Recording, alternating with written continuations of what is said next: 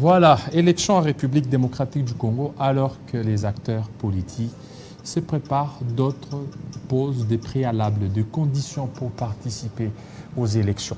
Nous allons en parler avec M. Prince Kinana. Bienvenue. Merci, estimé Jean-David Kilolo. Voilà, cadre de CRD, parti de Christophe Mbosso-Nkodia. La Convention pour la République et la démocratie, chère à l'honorable président Christophe Mbosso-Nkodia. Un parti né, hein?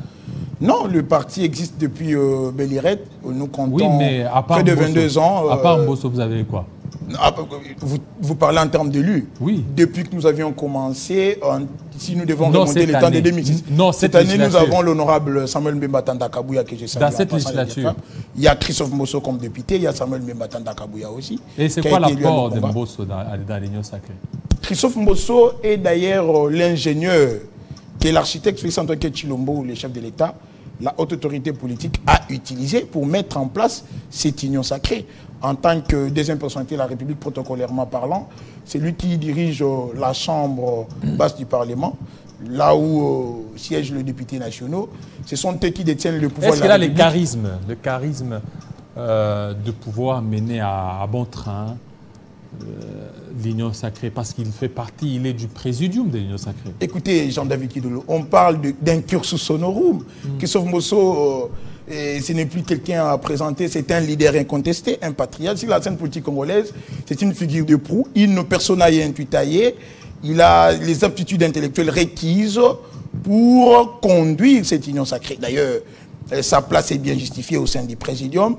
Vu son expérience sur la scène politique congolaise, nous parlons d'un monsieur qui a été 11 fois ministre, 7 fois élu député national, et aujourd'hui, il est président de l'Assemblée nationale, dont il dirige de main de maître. Mais pourquoi il ne joue pas, il ne pèse pas de son poids pour mettre fin à ce qui se passe dans l'Ouest, avec le phénomène Mobondo, et Mobondo, les Yaka et les Teke, lui aussi devrait certainement jouer un rôle. Depuis le début de ces actions, il faut remonter que cela a commencé avec un conflit intercommunautaire opposant les Teke et les Yaka, un conflit d'origine politique qui a migré vers un conflit. Mais semble-t-il que lui aussi, il a des problèmes, ce conflit? Non.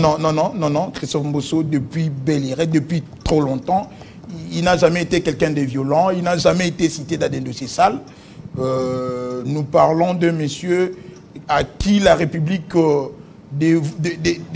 doit toute une reconnaissance par rapport à sa gestion et comment est-ce qu'il s'est comporté sur la scène politique. Là où il a géré, Mbosso a laissé des traces indélébiles. Par rapport à ces conflits, lui a utilisé la voie pacifique, la voie diplomatique.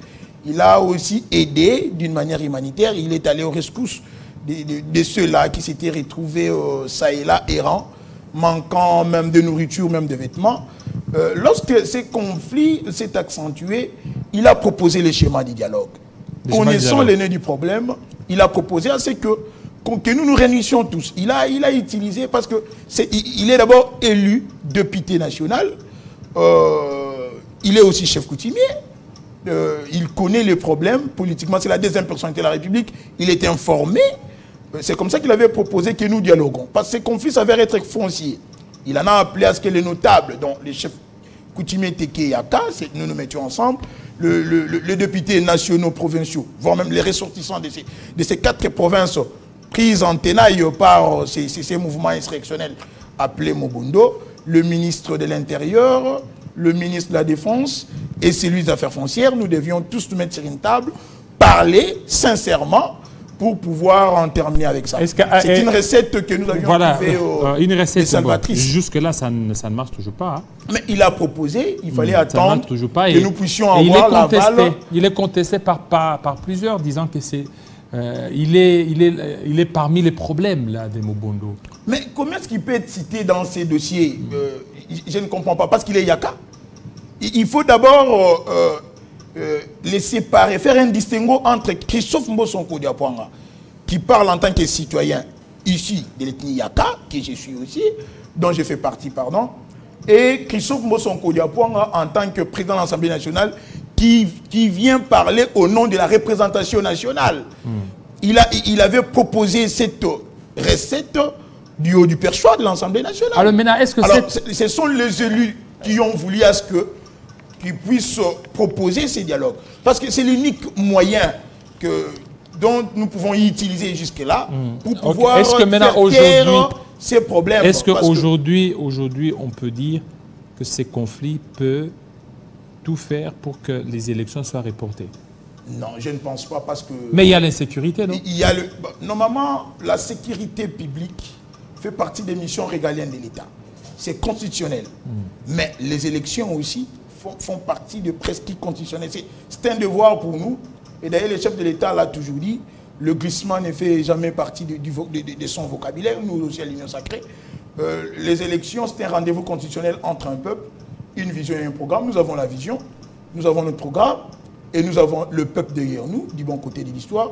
Et nous avons un candidat à présenter aux élections. Pourquoi reporter cela?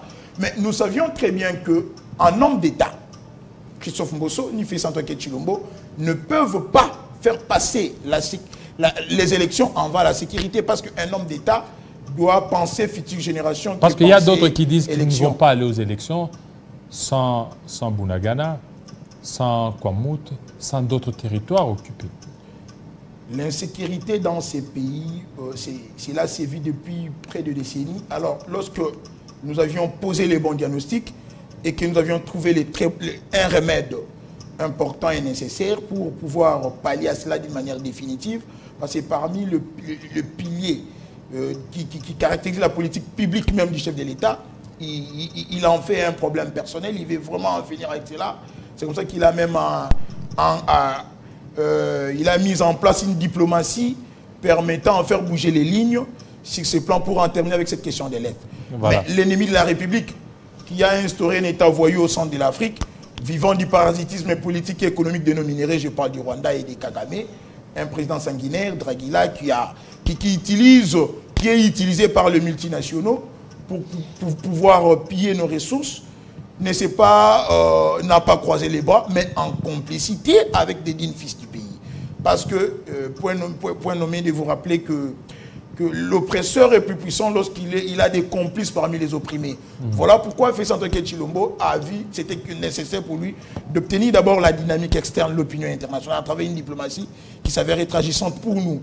Et Christophe Mbosso l'a accompagné avec la diplomatie parlementaire offensive pour faire bouger les lignes. Que cette question ne soit plus réduite aux questions des FDLR, Interamwe, comme la communauté internationale les traitait depuis des décennies. Il fallait qu'on cite nommément les Rwandais et qu'on puisse trouver des solutions. Mais cela a connu une recrudescence. L'ennemi s'est vu être bloqué à l'Est. Il fallait instaurer une instabilité, une ingouvernabilité. Ils vont choisir l'Ouest de la République. C'est comme ça que la gouverneure de Maïndombe vous a parlé d'une main noire derrière ces mouvements insurrectionnels de Mobondo ou derrière ces conflits intercommunautaires. Voilà. Donc, nous en appelons au réveil de la dynamique interne pour accompagner les institutions de la République. Et aussi, nous trouvons que la proposition de Christophe Mbosso, elle est salvatrice. Nous devons parler, nous devons dialoguer. Parce que ni Tété, ces velléités des chefs coutumiers qui ont voulu, par mauvaise foi, faire hausser la redevance coutumière, on n'en serait pas arrivé là-bas. Merci. Merci beaucoup, M. Prince Kinana, pour ces analyses pertinentes par rapport à Mobondo, par rapport aux élections, par rapport à la diplomatie offensive, telle que vous-même vous l'avez si bien dit. M. Israël Ndon, c'est tout de suite.